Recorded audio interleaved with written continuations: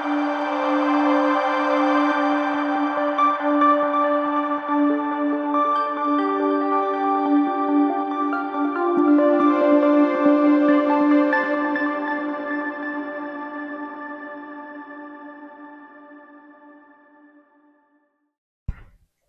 I'm Chris from Tabletop Strategy, and today we're going to find out how difficult it can be to take a ring to a mountain with a big scary eye watching over you in Fate of the Fellowship.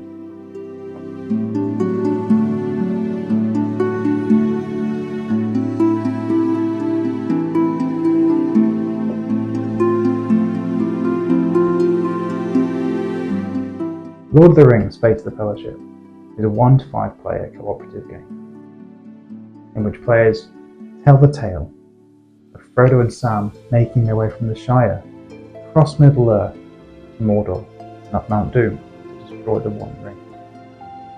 Based on the classic pandemic system, where players will take actions across the board like moving, mustering troops, or fighting back against the Shire troops of Mordor. But then we'll also draw cards in the hand that they'll need to perform certain actions, such as ring cards that Frodo needs to destroy the One Ring at the end of the game. But then there's also a deck of bad stuff. Every time you draw a card from here, the troops are going to move, or more troops are going to be added, or possibly the eye will find Frodo wherever he is. And over the course of the game, the amount of cards that you draw from that deck will increase in true pandemic fashion. But it doesn't just stop there, because this game has all sorts of Lord of the Rings stuff in it, from the characters' unique abilities to the other objectives that you need to achieve along the way. For example, going to Rivendell to gain the blessing of the elves, or challenging Saruman at Isengard. You need to do these objectives before you can destroy the ring. Don't lose hope, because if you lose hope, the game is lost. And you can lose hope in any number of ways. Pandemic, after all. Let's dive in.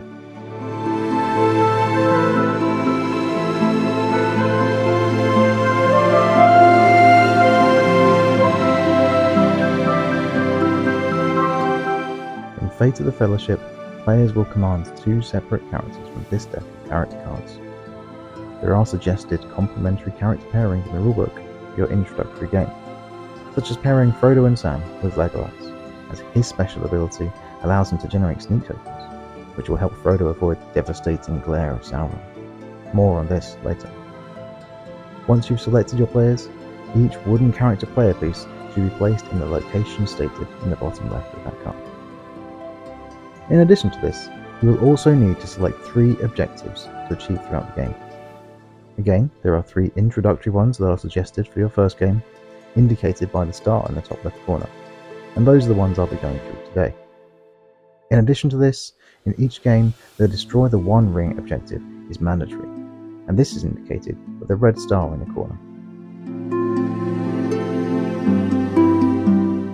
Depending on player count, add a number of these event cards at random to the player deck.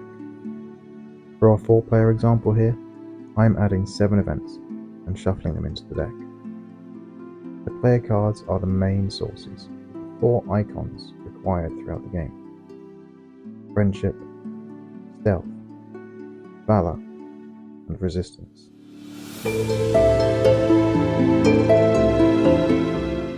Deal a number of cards from the player deck to each player based on the player count. In our 4-player game here, it's 2 cards each. These cards belong to the player rather than the individual characters, so both characters can spend the cards from the player's hand.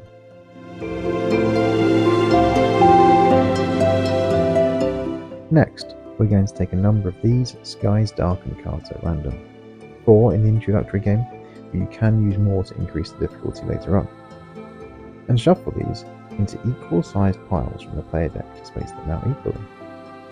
In true pandemic fashion, these cards will increase the threat level once drawn, move the eye to Frodo's location, or cause you to lose hope if it's already there, and reshuffle the shadow deck to the top of the pile.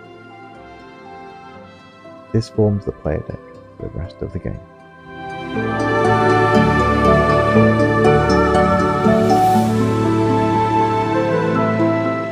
Add the tokens to the indicated spaces on the board. Threat token starting at the start of the threat track, the Hope token starting on space 6, the Eye starting in Eriador, and place the Nazgul where indicated on the board.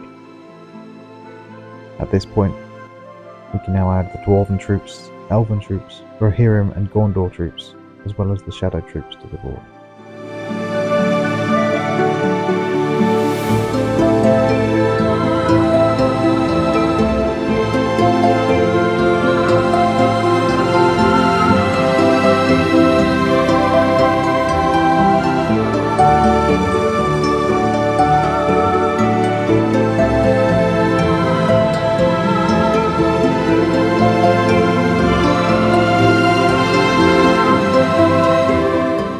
Before starting the game, draw 9 cards from the Shadow deck, one at a time. Place 1 Shadow troop in each of the locations mentioned, before adding this pile of cards to the Shadow card discard pile.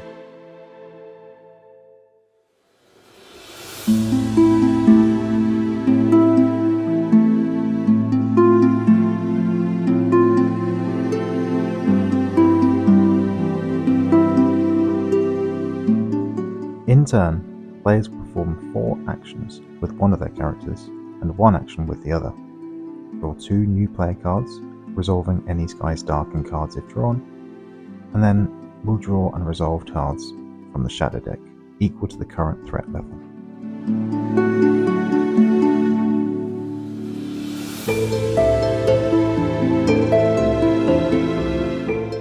The actions a player may take can be found on these reference cards and the player's character cards. The main actions a player can take are to travel along any of the paths between locations on the board, paying the cost in friendship, stealth, or rings when using a special route. When traveling, you may take other characters or your friendly troops along with you.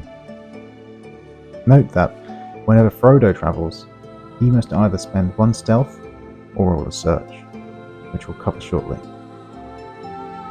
Fellowship is the action you can take to share cards between players. As long as both players have a character in the matching location on the board, they may give and take cards, obeying the hand limit of 7.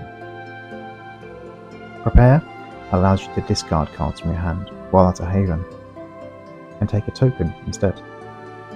Tokens do not contribute to your hand limit. Muster allows you to spend a friendship token while at a Dwarven, Elven, Rohirrim, or Gondor location to add the matching troop to that location on the board. Attack is how you, attack the Shadow troops. You roll dice equal to the number of troops you have, up to a maximum of 3, and resolve the icons you roll. And finally, Capture allows you to turn a Shadow stronghold into a friendly haven, provided that there are no Shadow troops there, by spending 3 Valor. Note that when you attack or capture, Sauron will not be happy, and the Eye will immediately move to your location.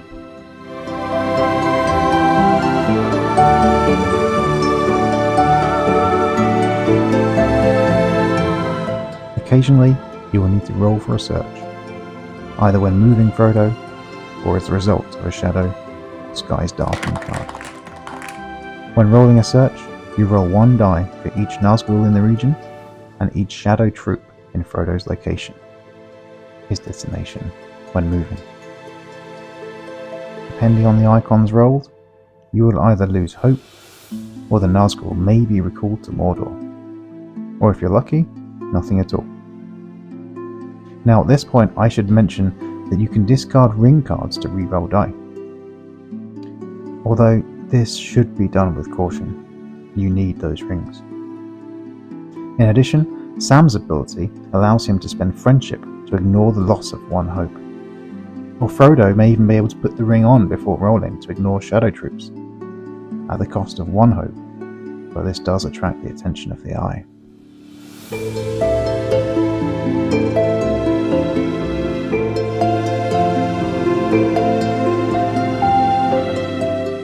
When resolving the Shadow cards, the part of the card you resolve depends on the top card of the deck.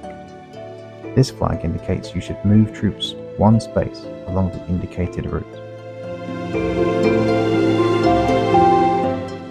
whereas this card pack indicates you should add a shadow troop to the indicated location and resolve the text.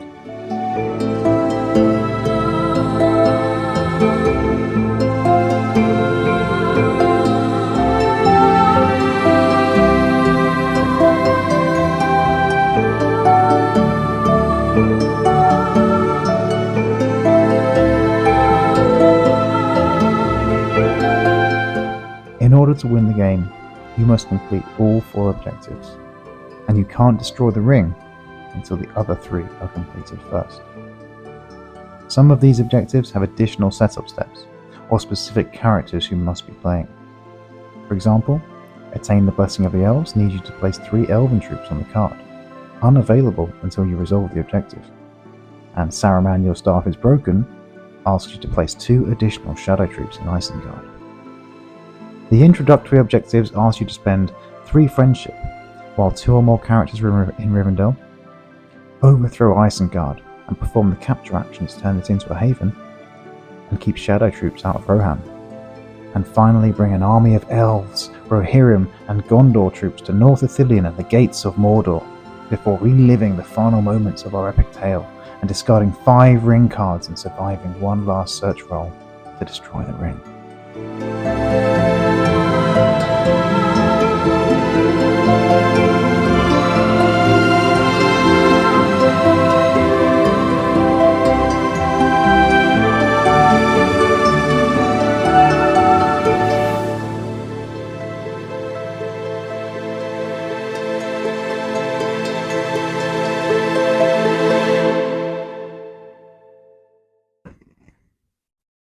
Oh, back to work.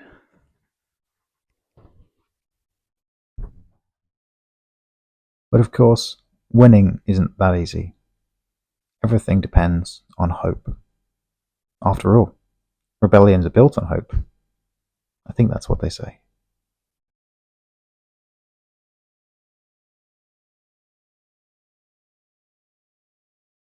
If ever the hope track reaches 0, the game is lost.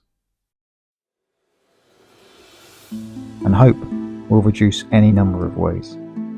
Through Skies Darkened cards when the eye is already in Frodo's region, when resolving searches, if shadow troops make it to an unguarded haven and turn it into a shadow stronghold, if you need to place a shadow troop, but there are none in the supply, or if you need to draw a player card, but none remain in the deck. All of these result in lost hope.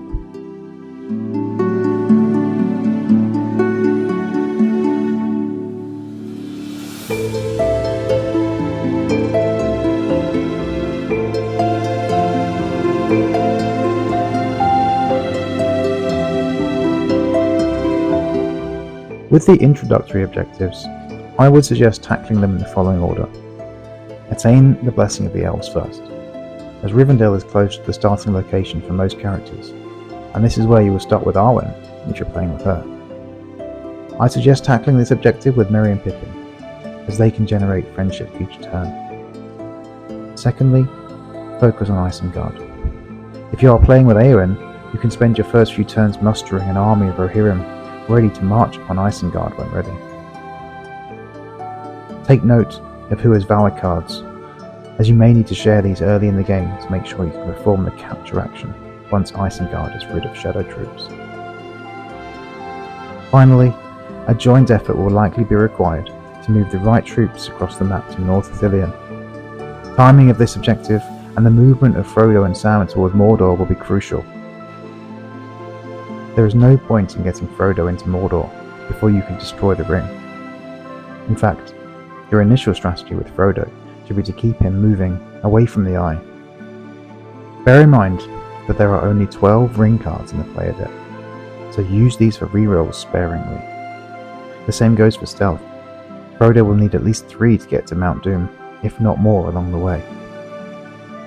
Tactically, initiate attacks on the board to move the eye away from Frodo, and also be conscious of Merry and Pippin's abilities to also shift the eye, but more importantly, to raise hope by spending 3 friendship in the same location as Frodo and Sam.